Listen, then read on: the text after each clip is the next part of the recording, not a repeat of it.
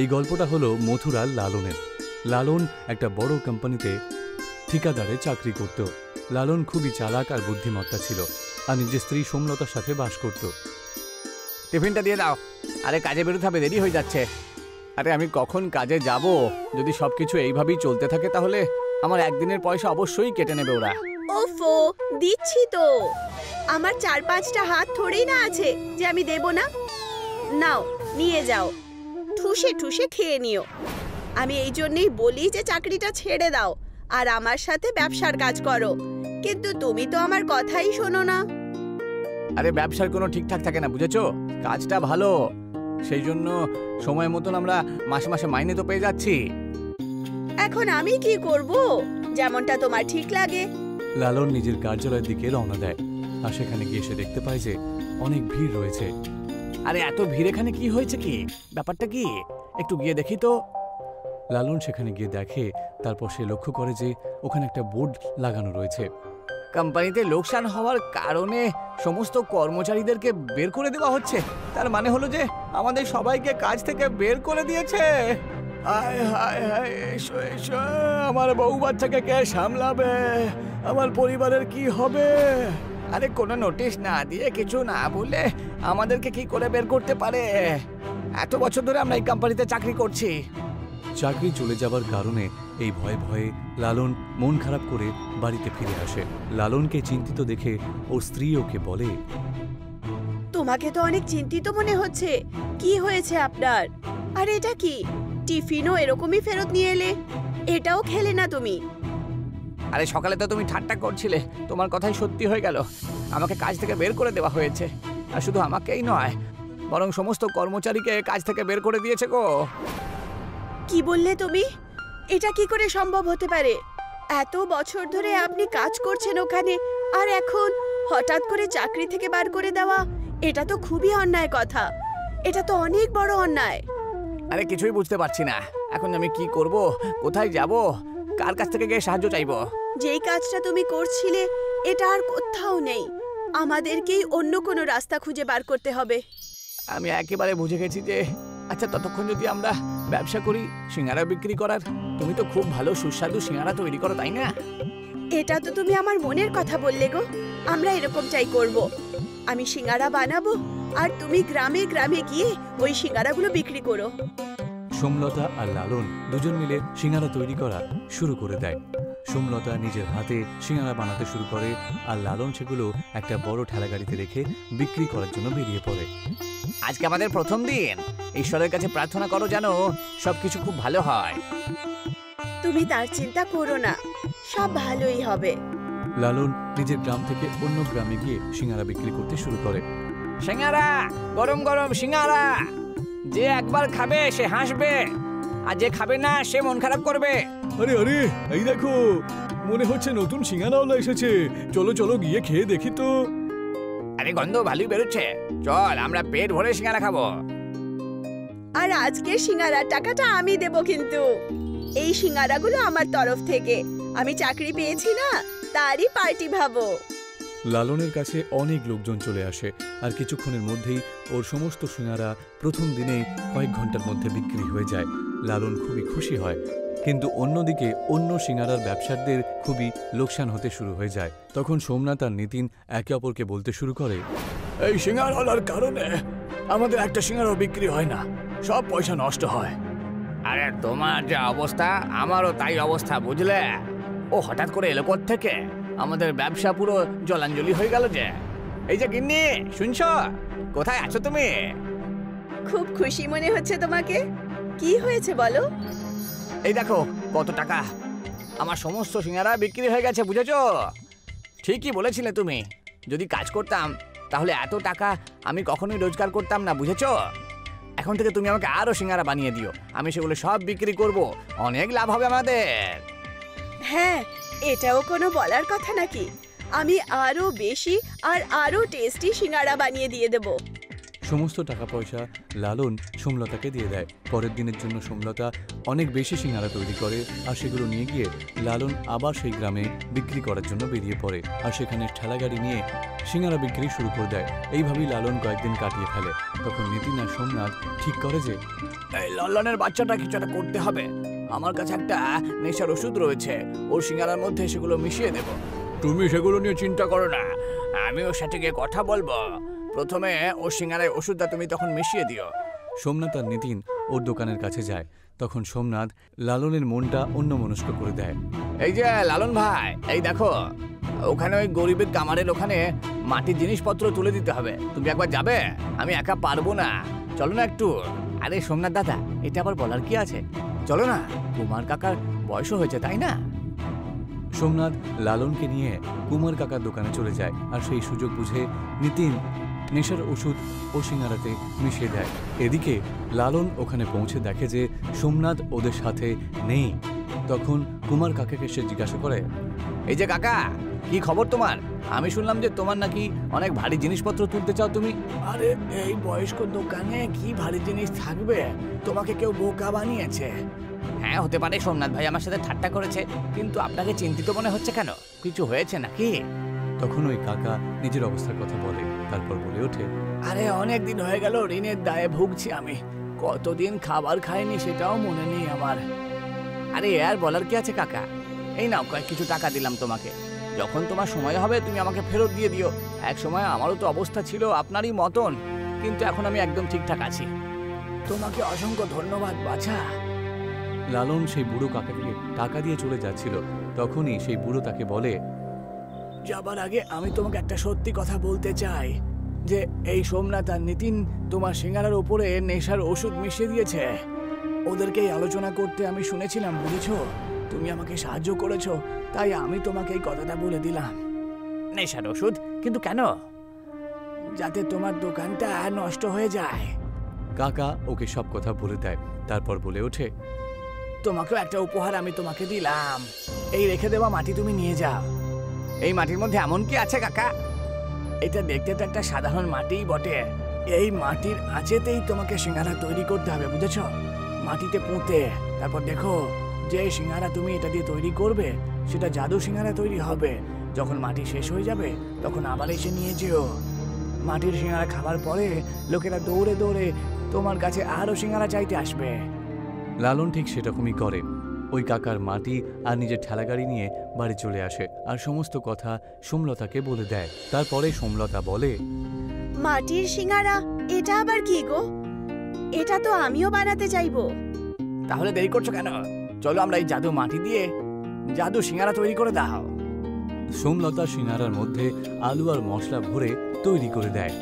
লালন খাল কেটে ওই মাটিটা খালের মধ্যে পুঁতে দেয়। তারপর সিঙ্গারাগুলো তাতে পুঁতে দিয়ে কাঠে আগুন লাগিয়ে দেয়। আগুনের সেই গরম আঁচে সামোসা তৈরি হতে শুরু হয়ে যায় আর তার গন্ধ চারিদিকে ছড়িয়ে পড়ে। সুগন্ধ তো খুব ভালো আর মজাদার। এই সিঙ্গারাগুলো নিশ্চয়ই টেস্টি হবে। আমি তো আর থাকতে পারছি না। জাদুর মাটির সিঙ্গারা খুব সুস্বাদু ছিল আর সেই মাটির সিঙ্গারা নিয়ে লালন বিক্রি করতে যায়। মাটির সিঙ্গারা নিয়ে যাও, মাটির সিঙ্গারা। মাটির সিঙ্গারা আবার কি রে? চলো গিয়ে খেয়ে দেখি তো। আমিও গিয়ে খাবো। যেই সবাই শুনতে পায় মাটির সিঙ্গারার কথা, তখন সে সিঙ্গারা খাবার জন্য দোকানের সামনে অনেক লাইন লেগে যায় আর লালনের অনেক বেশি বিক্রি শুরু হয়ে যায়। আর সেই বিক্রি হওয়ার কারণে নিতিন আর সোমনাথ দোকান বন্ধ করে বসতে হয় আর লালনের জাদুর মাটির সিঙ্গারা খুব বেশি বিক্রি হতে শুরু হয়ে যায় আর তার কারণে ওর পরিবার আনন্দে দিন কাটায়। একটা গ্রামে আকাশ আর বিকাশ নামে দুজন বন্ধু থাকতো। আকাশ খুব গরিব ছিল, কিন্তু বিকাশ খুব ধনী। কালকে আমার বাবা সায়েন্স এক্সিবিশনে গিয়েছিল আর দূরবীন কিনে নিয়ে আসে। বড় লোক আর বড় কথা, যদি ভালো বন্ধু না থাকে তাহলে ধনী হয়েও কোনো লাভ নেই, বুঝলে? চল, আমি কাল তোকে লস্যি খাইয়েছিলাম, আজ তুই সিঙ্গারা খাওয়া। চল বাজার যাই। আকাশ আর বিকাশ বাজার গেল আর গিয়ে দেখলো খুব ভিড় হয়ে আছে দোকানে। দুই বন্ধু দোকানের কাছে গেল। কাকা, দোকানে এত ভিড় কেন? সিঙ্গারার নতুন দোকান খুলেছে, এত দারুণ সিঙ্গারা যে একবার খেলে বারবার চাইবে। দে টাকা দে, দুটো সিঙ্গারা কিনে নি। না, তুই নিজের জন্যই কিনে নে, আমার টক ঢেকুর দিচ্ছে।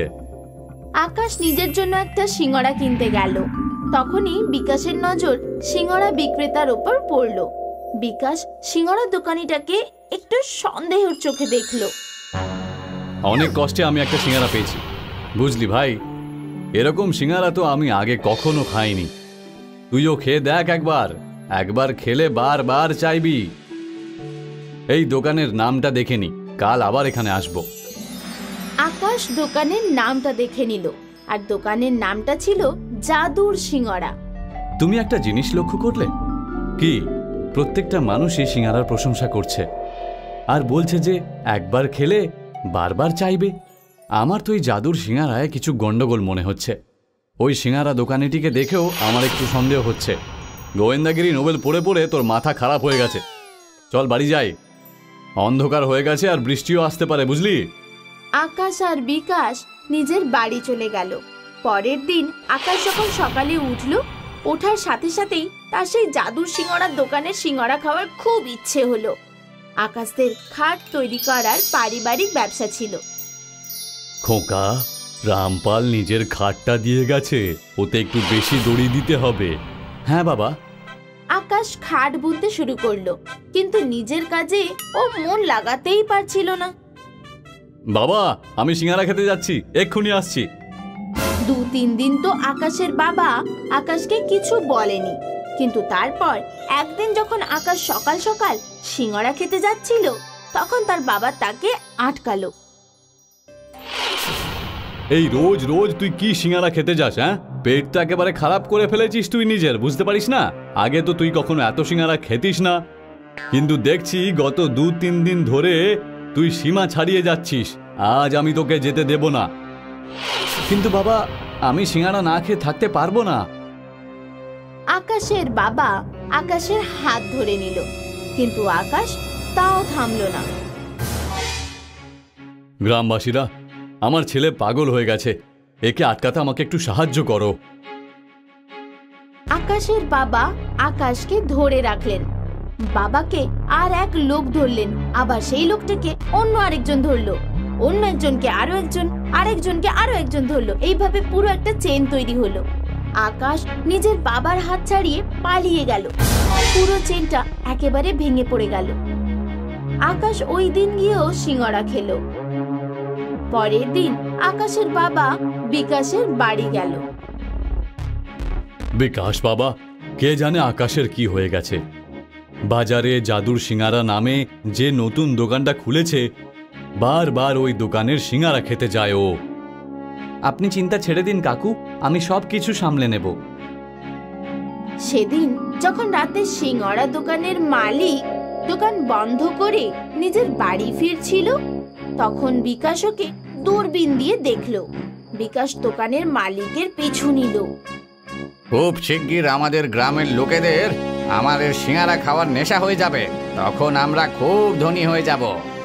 গ্রামের লোকেরা মূর্খ, জানেই না যে তুমি একজন কেমিস্ট আর সিঙ্গারাতে নেশার জিনিস মেশাও, আর তারপর লোকেদের সিঙ্গারা খাওয়ার নেশা হয়ে যায়। আসতে বলো, কেউ শুনে ফেললে মারা পড়বো। বিকাশ সব কথা শুনে ফেলল। পরের দিন বিকাশ কিছু গ্রামবাসীদের নিয়ে জাদুর সিঙ্গারার দোকানে পৌঁছে যায়। কি হয়েছে? তোমরা এখানে কেন এসেছো? এটা আমরা তোমাকে পরে বলবো। প্রধান কাকু, আপনি আগে একটা সিঙ্গারা খান। প্রধান কাকু সিঙ্গারা খেলেন। এখন আমার আরো সিঙ্গারা খাওয়ার ইচ্ছা করছে। সত্যি করে বলো, তুমি তোমার সিঙ্গারাতে কি মেশাও? আলু আর মশলা ছাড়া আমি কিছুই মেশাই না নিজের সিঙ্গারায়। সত্যি কথা বলে দাও, না হলে আমি এক্ষুনি পুলিশকে ডেকে আনবো। পুলিশের নাম শোনা মাত্রই দোকানের মালিক ভয় পেয়ে গেল আর সব কিছু স্বীকার করে নিল। আমাকে ক্ষমা করে দাও, নিজের বিক্রি বাড়ানোর জন্য আমি সিঙ্গারাতে নেশার ওষুধ মেশাতাম, যাতে লোকেদের সিঙ্গারা খাওয়ার নেশা হয়ে যায় আর লোক যেন বারবার আমার দোকানে সিঙ্গারা খেতে আসে। বিকাশ সঙ্গে সঙ্গে পুলিশকে ফোন লাগায়। পুলিশ এসে ওই কেমিস্টকে গ্রেফতার করে নেয়। এই জন্যই আমি তোকে বলতাম যে বাইরের জিনিস বেশি খাওয়া উচিত নয়। একটা গ্রামে বাবলু নামে একটা ছেলে ছিল। বাবলু অনাথ ছিল। ও গ্রামের মোষ, গরু, ছাগল চড়াতে যেত। বদলে গ্রামের লোকেরা ওকে অনেক মিষ্টি খেতে দিত। মিষ্টি খেয়ে বাবলু খুব খুশি হয়ে যেত।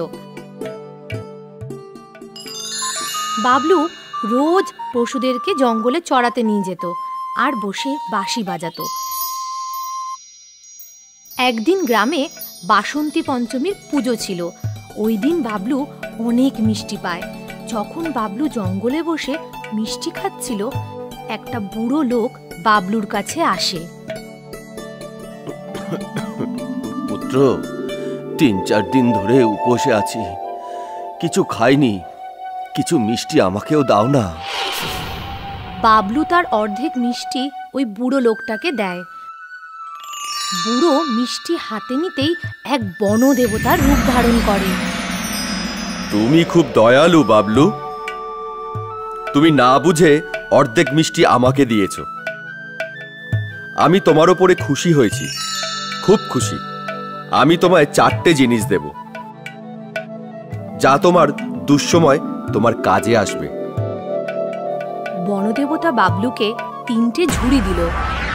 শোনো বাবলু, প্রথম ঝুড়িতে ঝড় আছে, দ্বিতীয় ঝুড়িতে বজ্রবিদ্যুৎ সহ বৃষ্টি আছে, আর তৃতীয় ঝুড়িতে আগুন আছে।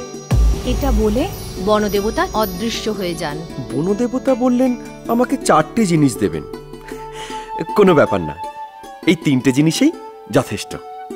বাবলু তার কাছে বেঁচে যাওয়া মিষ্টি পুরো খেতে পারল না। মিষ্টিগুলো মাটিতে পুঁতে দিয়ে চলে যায়।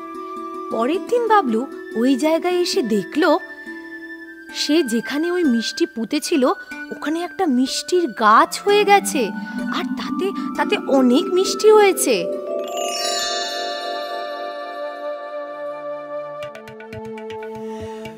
বাবা, মিষ্টির গাছ, মনে হচ্ছে বনদেবতার 4র্থ বর এটা। বাবলু গাছে চড়ে আর মিষ্টি খেতে শুরু করে। ওই সময় জঙ্গলে এক বুড়ি রাক্ষসী যাচ্ছিল। সে বাবলুকে দেখতে পায়।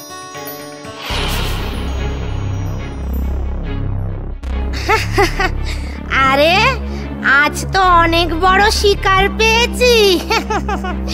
একে তো মশলাদার তরকারি করে খাবো। কিন্তু কিন্তু তার আগে একে তো গাছ থেকে নামাতে হবে। বুড়ি রাক্ষসী এক সুন্দরী রমণীর রূপ ধারণ করে, গাছের তলায় আসে আর বাবলুকে বলে, আরে বাবলু, গাছে এত মিষ্টি ফলেছে, যদি তুমি কিছু কিছু মিষ্টি আমাকে পেরে দাও, আমিও খেতে পারি। ঠিক আছে, আমি মিষ্টি নিচে ফেলছি, তুমি খেয়ে নাও। আরে বাবা, তুমি যদি মিষ্টি নিচে ফেলো, মিষ্টি তো নোংরা হয়ে যাবে। তাহলে তুমি তোমার আঁচল পাতো, আমি তার মধ্যে ফেলে দিচ্ছি। আমার আঁচল তো নষ্ট হয়ে যাবে, তার থেকে গন্ধও বেরাবে। কিছু মিষ্টি নিয়ে তুমি নিচে এসে দাও না আমায়। বাবলু বুড়ি রাক্ষসীর মতলব না বুঝে নিচে চলে আসে। তক্ষুনি রাক্ষসী নিজের আসল রূপ ধারণ করে নিল আর বাবলুকে একটা বস্তাতে ভরে নিল। ও বাবলুকে বস্তায় ভরে নিজের বাড়ি নিয়ে গেল। শোন চন্দা, এই বস্তায় আমি শিকার ধরে এনেছি। প্রথমে ওকে বেঁধে ওর মাথাটা কেটে দিবি, আর আর ভালো করে মশলা দিয়ে তরকারি বানাবি। আমি স্নান করে আসছি। বুড়ি রাক্ষসী স্নান করতে চলে যায়। মেয়েটি যখন বস্তাটা খুলল, তখন দেখলো বস্তায় বাবলু নামে একটা সুন্দর ছেলে আছে। মেয়েটি বাবলুর ওপর খুব দয়া হয়। দুজনের মধ্যে কিছুক্ষণ কথাবার্তা হয়। এই রাক্ষসী আমার কেউ না। অনেক বছর আগে গ্রাম থেকে আমার মাকে ধরে আনে। ওই সময় আমি আমার মায়ের পেটে ছিলাম। এখানেই আমার জন্ম হয়েছে। রাক্ষসী আমার মাকেও খেয়ে নিয়েছে আর আমাকে ওর এখানে গোলাম বানিয়ে রেখেছে। ও আমায় দিয়ে ঘরের সব কাজ করায়। বাবলু আর চন্দা দুজনে মিলে রাক্ষসীর ঘর থেকে পালিয়ে যায়। রাক্ষসী যখন স্নান করে এসে ফিরে তখন দেখে চন্দা আর বাবলু দুজনেই উধাও। মনে হচ্ছে দুজনে মিলে পালিয়েছে। রাক্ষসী ওদের পিছু পিছু যেতে থাকে। চন্দা পিছনে ফিরে দেখে রাক্ষসী তো আমাদের পিছনে আসছে। এখন আমরা কি করব? বাবলুর বনদেবতার দেওয়া সেই 3টে ঝুড়ির কথা মনে পড়ে যায়। তুমি চিন্তা করো না, আমি এক্ষুনি ওকে এখান থেকে তাড়িয়ে দেব। বাবলু সবার আগে ঝড়ের ঝুড়িটা নিল, কিন্তু তেজি রাক্ষসী ঝড়েও হার মানল না। সে তাও ওদের পিছনে দৌড়াতে শুরু করলো। মনে হচ্ছে এইভাবে হবে না। আবার বাবলু বর্ষা আর বিদ্যুতের ঝুড়িটা নিল। রাক্ষসী আঘাত পেল, কিন্তু সে আবার ওদের পিছন করা শুরু করলো। বাবলু আর চন্দা পালাতে পালাতে গ্রামে পৌঁছালো। গ্রামের লোক ওদের কাছে এসে বলে, কি হয়েছে বাছা, পালাচ্ছ কেন? ওই বুড়ি রাক্ষসী আমাদের মারবে বলে পিছু নিয়েছে। আমরাও তো ওই রাক্ষসীর ভয় অতিষ্ঠ হয়ে আছি। চন্দা, ওই রাক্ষসীকে আমাদের মারতেই হবে। গ্রামের লোকও অতিষ্ঠ হয়ে আছে ওর জন্য। আমরা যদি ওকে না মারি ও আমাদের সবাইকে মেরে ফেলবে। বাবলু আগুনের ঝুড়িটা নিল, আর রাক্ষসী তাতে জ্বলে পুড়ে ছাই হয়ে গেল। তখন গ্রাম প্রধান সেখানে পৌঁছায়। খুব ভালো কাজ করেছো বাবলু, খুব ভালো। ওই রাক্ষসী আমাদের গরু ছাগল সব খেয়ে নিত। হ্যাঁ, ঠিক ঠিক। আর তোমাকে এই সাহসিকতার জন্য আমি গ্রামে তোমাকে একটা বাড়ি দিলাম। গ্রামবাসীরা বাবলু আর চন্দার বিয়ে দিল। বাবলু আর চন্দা ঘর পেয়ে সুখে শান্তিতে সংসার করতে শুরু করলো। আজকেও মালতীর বাড়িতে খাবার মতো তরিতরকারি ছিল না। মালতীর বয়স অনেক বেশি ছিল। ও একা একাই থাকতো। ওকে দেখার মতো কেউ ছিল না। ওকে কেউ কিছু দিলে তখনই সে খাবার খেত, না হলে না খেয়েই শুয়ে পড়ত। আজকে তো আমায় লাগছে না খেয়েই শুতে হবে। পাশের বাড়িতে সুরেশ আজকেও আসেনি। আমায় তো আর কারোর কাছে আস নেই। মালতী এই নিয়ে চিন্তা করতে করতে শুয়ে পড়ে। তখনই ওর দরজায় এসে কেউ ঠক ঠক করে নাড়া দেয়। মালতী উঠে পড়ে, তারপর গিয়ে দরজাটা খুলতে চলে যায়। ও দেখে সামনে একটা ছোট্ট বাচ্চা একটা থালা আর একটা কলসি নিয়ে দাঁড়িয়ে রয়েছে। ও সোনা, তুমি কে গো? এত রাত হয়েছে, আমার দরজার কাছে তুমি কি করছো? তোমার মা বাবা কোথায়? আমি তো দেবী, আমি আপনার সাহায্য করতে এসেছি। আপনাকে না খেয়ে না শুতে হয়, এই জন্যে আমি আপনার জন্য খাবার বাসন আর আমি খাবারের পত্র এনেছি। মালতী সমস্ত জিনিসপত্র নিয়ে নেয় আর ওগুলো ভেতরে রাখার জন্য ভেতরে ঢুকে। কিন্তু ও যেই ভেতরে জিনিসগুলো রেখে বাইরে বেরিয়ে আসে, তখন ও লক্ষ্য করে যে মেয়েটা কোথাও উধাও হয়ে গেছে। ও অবাক হয়ে যায়, এটা ভেবে যে মেয়েটা হঠাৎ করে কোথায় উধাও হয়ে গেল। তারপর ও ভেতরে চলে আসে আর রান্না করতে শুরু করে। যে বাসনগুলো বাচ্চাটা নিয়ে এসেছিল তার মধ্যেই ও খিচুড়িটা বানায়। তারপর ও সেটা খায়। ওর পেটও ভরে যায়, কিন্তু খিচুড়িটা কিছুতেই শেষ হয় না।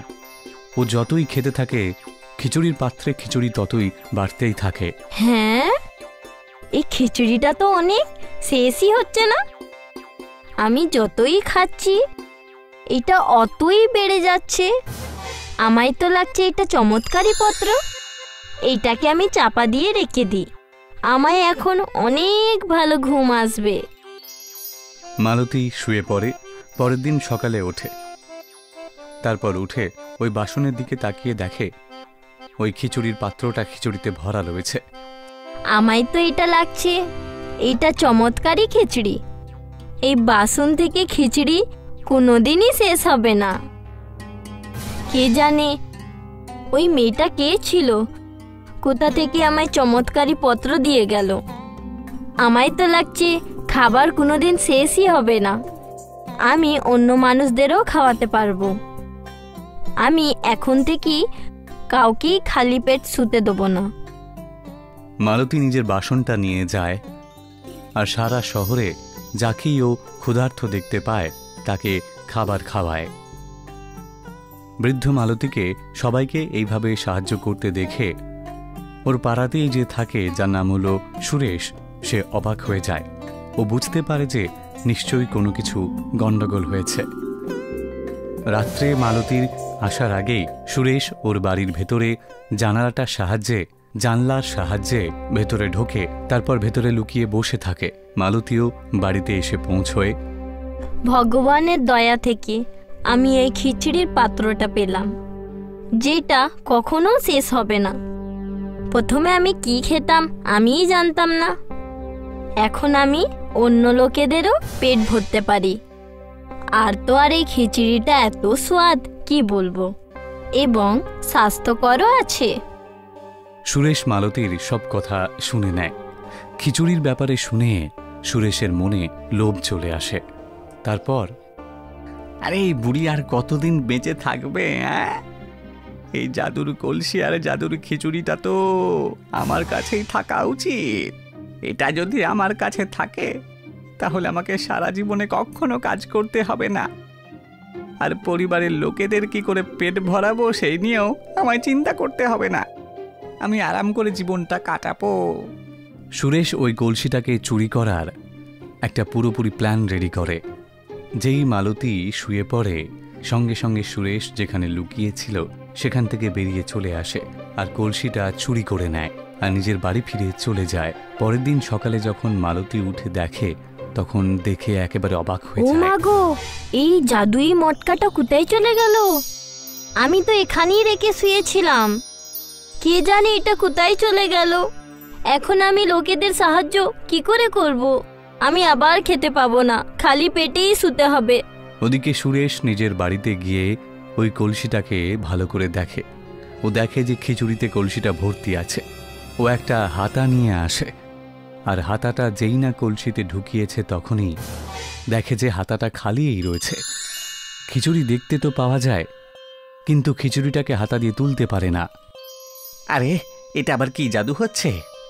আমি তো খিচুড়িটা বেরই করতে পারছি না। এ তো বেশ অদ্ভুত ব্যাপার। ওই বুড়িটার জন্য তো কলসিটা বেশ ঠিকঠাকভাবেই কাজটা করতো। আমার কাছে আসা মাত্রই বেটা কলসির হলোটা কি? সুরেশ বারবার ওই কলসি থেকে খিচুড়ি বের করার চেষ্টা করে, কিন্তু কিছুতেই বের করতে পারে না। শেষমেশ ও ভীষণ রেগে যায় আর ওর কলসিটাকে মাটিতে আছড়ে ভেঙে দেয়। কলসিটা মাটিতে পড়তেই সঙ্গে সঙ্গে টুকরো টুকরো হয়ে যায় আর তার আওয়াজ মালতীর বাড়ি অবধি পৌঁছে যায়। হ্যাঁ, সুরেজের বাড়ি থেকে কিসের গন্ধ আসছে? আমি গিয়ে দেখি।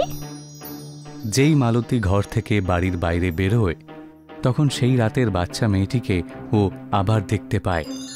ওর সারা শরীরে বেশ ভয়ঙ্কর আঘাতের দাগ দেখতে পাওয়া যায়। মালতী সেটা দেখতে পেয়েই ওর কাছে চলে যায়। হ্যাঁ রে সোনা, এটা তোকে কি হয়েছে? তোর গায়ে এটা কি হলো রে? আমি তোমার কি করে সাহায্য করব?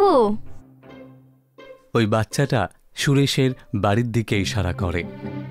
মালতী দৌড়ে সুরেশের বাড়ির দিকে রওনা দেয়। তারপর গিয়ে দেখে কলসিটা সুরেশের ঘরে ভেঙে পড়ে রয়েছে। মালতী পুরো ঘটনাটা বুঝতে পারে। তারপর কলসির সমস্ত টুকরোগুলো তুলে নেয় আর বাড়ি চলে আসে, আর সঙ্গে করে বাচ্চাটাকেও নিয়ে চলে আসে। মালতী এটা বুঝতে পারে যে এই কলসিটার সাথে বাচ্চাটার একটা সম্পর্ক রয়েছে। তারপর মালতী কলসিটাকে জোড়ার চেষ্টা করে। ও সমস্ত টুকরোগুলোকে তুলে নিয়ে একসাথে করে আস্তে আস্তে কলসিটাকে জুড়ে ফেলে। তারপর আঠা দিয়ে লাগিয়ে দেয়। তখনই লক্ষ্য করে যে বাচ্চার শরীরে যা ক্ষত ছিল সেগুলো ধীরে ধীরে ঠিক হচ্ছে। কিছুক্ষণের মধ্যেই বাচ্চাটি পুরোপুরি সুস্থ হয়ে ওঠে। আপনি কে দেবী? আপনি তো সাধারণ মানুষ লাগো না। আমি অন্নপূর্ণা মাতার স্বরূপ আছি। আমি কাউকেও খালি পেট শুতে দিই না। আর আমি সাহায্য করি ওনাদের। যারা মন থেকে ভালো হয় ওনাদের উপর আমি কৃপা করি। এই জন্যে আমি এই চমৎকারী কলসির খিচুড়িটা আপনাকে দিয়েছিলাম। আপনি এটা সব সময় আপনার কাছেই রাখবেন। আপনার হাত দিয়ে ওটা এই কলসিটা জাকিয়ে দেবেন। ওদেরই জন্যে এইভাবেই কাজ করবে।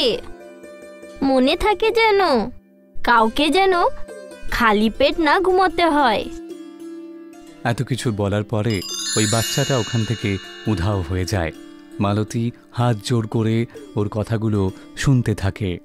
আর বাচ্চাটা উধাও হয়ে যাওয়ার পরেই ও দেখতে পায় খিচুড়ি বানানোর জন্য ওখানে আবার জিনিসপত্র পড়ে রয়েছে।